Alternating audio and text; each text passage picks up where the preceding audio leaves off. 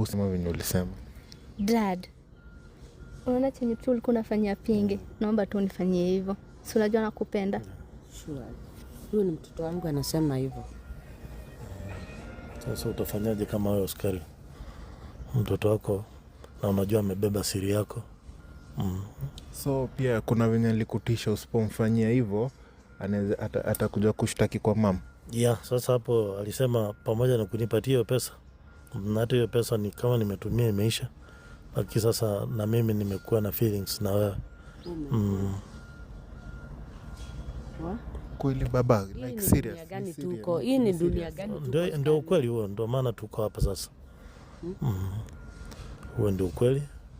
Nimelala na msichana wangu huyo Pink na Joy.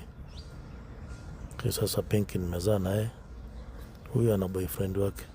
Sasa boyfriend wako akijua atasikiaje? Si tunaachana. So you choose your dad over your boyfriend? My dad over my boyfriend. Anytime, any day. Yeah. Nitaishi na wao tu watoto wangu. Dunia imeisha. Oscario. Hapa naona dunia imeisha. Hakuna dunia nyingine tunangojea kuishi. Tutakaa tu na watoto wangu niishi nao basi wakae na amani. Watoto wawili hapana. Naishi na watoto wangu sasa. Hao ni watoto wangu.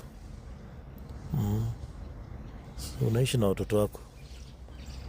Mzee oni maybe hata ni maybe ka shetani fulani inaingilia kwa hii familia.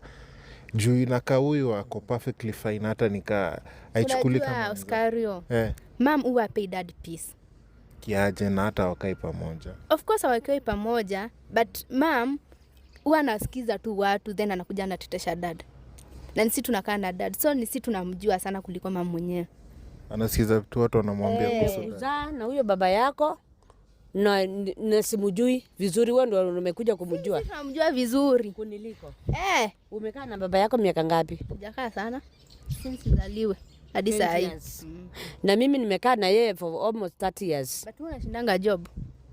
Kushinda job imaanisha ati simujui. Namjua zaidi.